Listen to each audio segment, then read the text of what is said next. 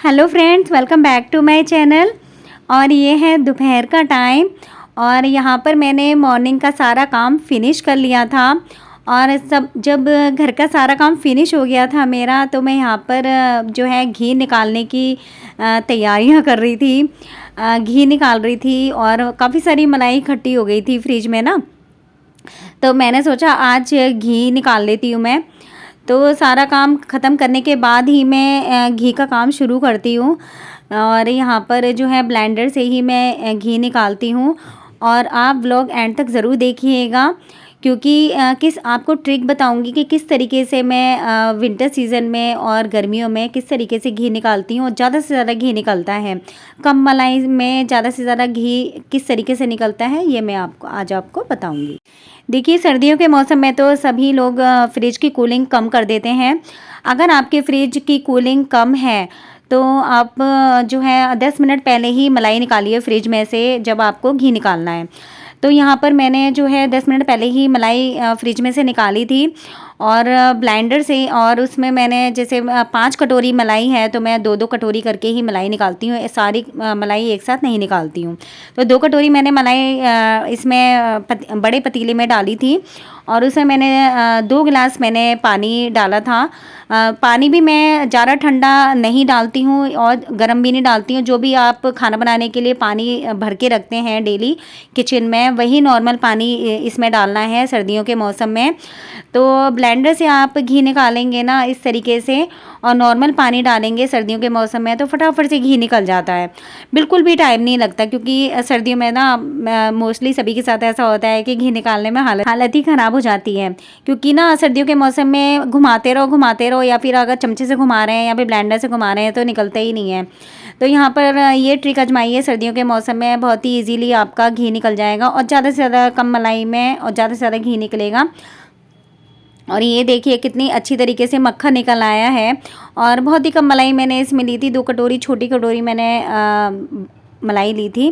और ये ट्रिक आपकी तभी काम करेगी जब आपकी फ्रिज की कूलिंग बहुत कम होगी सर्दियों के मौसम में। और अगर आप गर्मियों के सीजन में ये घी निकाल रहे हैं तो आप जो है इसमें जब जैसे सभी लोग फ्रिज की कूलिंग गर्मियों के मौसम में ज़्यादा ही रखते हैं, तो जब भी आपको घी निकालना है गर्मियों में तो आप आधे घंटे पहले फ्रिज में से मलाई निकाल के रख दीजिए। और फिर उसके बाद जो है आइस वाला पानी आपको लेना है और एकदम चिल्ड पानी डालना है मलाई में। उसके बाद ही ब्लेंडर से घुमाइए या फिर चमचे से घुमाइए, तो बहुत ही इजीली आपका घी निकल जाएगा और बहुत ही कम मलाई में ज़्यादा से ज़्यादा घी निकलेगा, ज़्यादा से ज़्यादा मक्खन निकलेगा। तो मैंने आपको गर्मियों में घी निकालने की और सर्दियों में घी निकालने की ट्रिक बताई है, तो आप आजमा के ज़रूर देखिएगा और बहुत ही आसानी से घी निकल जाता है। तो सर्दियों के मौसम में मैं क्या करती हूँ कि जो मक्खन निकल जाता है ना, तो जो वेस्ट मक्खन निकलने के बाद जो वेस्ट दूध होता है तो उसको मैं जो है गरम कर देती हूँ। अगर जैसे गरम करके देखती हूँ मैं, अगर फट जाता है तो वो तो वेस्ट ही हो जाता है, लेकिन अगर फटता नहीं है ना तो उसकी मैं दही जमा देती हूँ, फिर अगले दिन कढ़ी बना देती हूँ। बहुत ही ज़्यादा अच्छी टेस्टी कढ़ी बनती है। तो देखिएगा यहाँ पर जो है मेरा जो है सारा मक्खन निकल चुका था। तो इस तरीके से मैं ब्लेंडर को साफ़ करती हूँ कि जैसे ब्लेंडर ना सर्दियों के मौसम में काफ़ी चिकना चिकना सा हो जाता है, साफ़ ही नहीं होता, स्मेल सी भी आती है।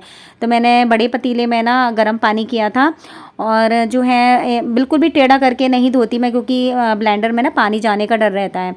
तो सीधा सीधा मैं गर्म पानी में ही घुमा देती हूँ, बिल्कुल भी टेढ़ा करके नहीं धोती इसको, क्योंकि अगर पानी चला जाएगा ब्लेंडर में तो बेकार ही हो जाएगा वो। तो सीधा सीधा करके गर्म पानी में वॉश कर देती हूँ मैं ब्लेंडर को, और नीचे नीचे वॉश करती हूँ, पूरा वॉश नहीं करती क्योंकि फिर अंदर चला जाएगा पानी। तो यहाँ मैंने मक्खन निकाल के ना रख दिया था। फिर मैंने सोचा, मैंने कहा भाई शाम को ही मैं घी निकालूंगी मक्खन का, तो बस मैंने कढ़ाई में ढक के रख ही दिया था। क्योंकि ना घी गैस पे रख दो ना तो इसे बार बार चलाना पड़ता है। तो यहाँ पर मैंने ना सिम गैस पे जो है मैंने घी रख दिया था। और बहुत ही, अगर आप मोटे तले की जो कढ़ाई होती है ना उसमें घी निकालेंगे ना बिल्कुल भी नहीं जलेगा और बहुत ही सिम गैस पे आप बनाएंगे और बीच बीच में चलाते रहेंगे तो देखिए गाइस बिल्कुल भी वेस्ट मलाई नहीं निकली, आप देख रहे होंगे वीडियो में। और जो हल्की सी जो ब्राउन हो जाती है ना मलाई, तभी मैं छान लेती हूँ डब्बे में घी को, क्योंकि फिर ज़्यादा ब्राउन होने पे ना फिर बहुत रेड रेड सा घी हो जाता है। तो देखिए गाइस मेरा निकल चुका है घी और बहुत ही बड़ा काम हो गया आज सवेरा। तो यहाँ पर मैंने जो है सब्ज़ी लेके आई थी। यह है शाम का टाइम, और शाम के टाइम पे ना जो है सब्ज़ी हमारे यहाँ वीक में एक बार मार्केट लगता है, और बहुत ही बड़ा मार्केट लगता है, बहुत ही फ्रेश सब्ज़ी मिल जाती है हमारे यहाँ। तो मैं क्या करती हूँ कि जो है वीक में एक बार सब्ज़ी लेकर आते हैं हस्बैंड वाइफ दोनों, और पूरे हफ्ते भर के ले आते हैं, तो टेंशन ही दूर हो जाती है। तो मैं अकेली तो खैर नहीं लेके आती, क्योंकि जो है ला ही नहीं जाती मेरे से, तो बस हस्बैंड को साथ ही लेके जाती हूँ मैं। तो यहाँ पर मैं ना सारे बास्केट में आलू भर रही थी, और आलू भी इस टाइम ना काफ़ी मिट्टी वाले आ रहे हैं, तो फिर ना बास्केट में भर दो ना, नीचे नीचे फर्श में मिट्टी मिट्टी सी हो जाती है। तो मैं क्या करती हूँ कि मैंने बास्केट में ना नीचे पेपर बिछाया हुआ है, न्यूज़पेपर बिछाया हुआ है, तो उसके ऊपर ही मैं सारे आलू रख देती हूँ, तो मिट्टी की प्रॉब्लम ही नहीं होती फैलने की ना। और यहाँ पर मैंने सारे आलू जो है मैंने बास्केट में भर दिया, जो कि थोड़े बहुत पुराने आलू बचे हुए थे ना, जो पहले के आलू रखे थे वो साइड में ही रख देती हूँ, ताकि वो पहले ही यूज़ हो जाएं। और पहले मैं आलू प्याज में जो पहले के बचे होते हैं ना, पहले उन्हें ही यूज़ करती हूँ, और जो नए लाती हूँ ना उन्हें बाद में यूज़ करती हूँ, इससे ख़राब भी नहीं होते। तो गाइस ये हैं सारी सब्जियाँ रखी हुई हैं, ये देखिए। और इसमें से ना मैंने सारी कुछ सब्जियाँ तो मैं जब कल मार्केट से लेके आई थी ना, तो जैसे हरी सब्जियां हैं, पालक और बथुआ वगैरह, जो भी उसके डंठल वगैरह काट के ना मैंने पॉलीथीन में पैक करके फ्रिज में रख दी। लेकिन अभी भी काफ़ी सारी सब्जियां हैं, और मैं हमेशा धो के ही रखती हूँ फ्रिज में सब्जियां, चाहे कितनी भी ठंड क्यों ना पड़ रही हो। तो अब इनका बहुत सारा काम पड़ा है, मतलब सब्जियों का भी पूरा, मतलब घर भी गीला गीला सा हो जाता है, वॉश करके रखो, जब ड्राई हो जाती है ना तभी पॉलीथीन में पैक कर करके मैं सब्जियां रखती हूँ। और बस इतनी फ्रेश सब्जियां मिल जाती है ना हमारे यहाँ, वीक में एक बार मार्केट लगता है, तो हम पूरे हफ्ते भर की सब्जियां लाके फ्रिज में रख देते हैं। तो अब मैं जा रही हूँ सब्जियां सारी धोने के लिए, और बस ये है कि मेथी रह गई थी, बस मेथी पता नहीं कैसे ही रह गई है। और फ्रूट्स वगैरह भी हम लोग काफ़ी लेकर आते हैं, लेकिन बस रात में कल जो है अच्छी मिले नहीं थे फ्रूट्स, तो हम इस बार तो कभी लेकर आए हैं। तो गाइस अब मैं लग रही हूँ सब्जियों में। तो गैस यहाँ पर ना मेथी की डंडियाँ तोड़ के ना मैं फ्रिज में रख दूँगी पॉलीथीन में पैक करके, लेकिन ना ये 2 या 3 दिन तक ही फ्रेश रहती हैं पॉलीथीन में फ्रिज में। उसके बाद तो वो पत्ते ना पीले होने शुरू हो जाते हैं, चाहे वो मेथी हो, चाहे वो पालक सरसों वगैरह कुछ भी हो। तो इसीलिए मैं ना 2 या 3 दिन में हरी सब्जियाँ पहले ख़त्म करती हूँ, पहले ही बना लेती हूँ।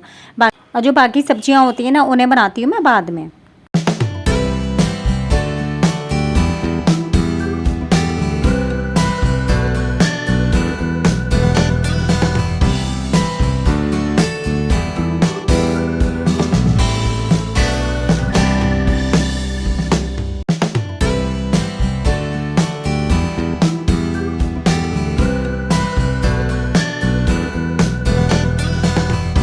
तो गाइज़ यहाँ पर मेरे ना फ्रिज साफ़ करने का नंबर आ गया है, और जो है वीक में एक बार तो मैं ज़रूर साफ़ करती हूँ। जो भी फ्रेश सब्जियाँ, मैं नई सब्जियाँ लेके आती हूँ ना, उन सब्जियों को रखने से पहले ना फ्रिज को मैं ज़रूर साफ़ करती हूँ। और इससे क्या होता है ना कि ज़्यादा गंदा भी नहीं होता है फ्रिज, और डीपली क्लीनिंग भी जो है बार बार नहीं करनी पड़ती है, जल्दी जल्दी नहीं करनी पड़ती है। तो इससे ना एकदम साफ़ रहता है, और जो है थोड़े बहुत जो निशान भी होते हैं ना, थोड़ा जो जैसे दूध वगैरह भी फैल जाता है, वो गीले कपड़े से एकदम साफ़ हो जाता है, कॉटन के कपड़े से। और वैसे भी पॉलीथीन में पैक करके सब्जियां रखती हूँ, वैसे हरी सब्जियां में तो ज़्यादा गंदा फ्रिज मेरा होता ही नहीं है। लेकिन कभी कभी ना बच्चे जो हैं कभी दूध ले रहे हैं या फिर कोई दही वगैरह निकाल रहे हैं ना, तो थोड़ा बहुत तो फैल ही जाता है, तो उसी से स्मेल आ जाती है। वो तो खैर मैं उसी टाइम पे साफ़ कर देती हूँ, पुराना रखती नहीं मैं, क्योंकि थोड़ा सा दूध वगैरह गिरने पे ही ना स्मेल आ ही जाती है। तो उसी टाइम पे मैं साफ़ कर देती हूँ जब भी मुझे कुछ गिरा हुआ दिखता है फ्रिज में।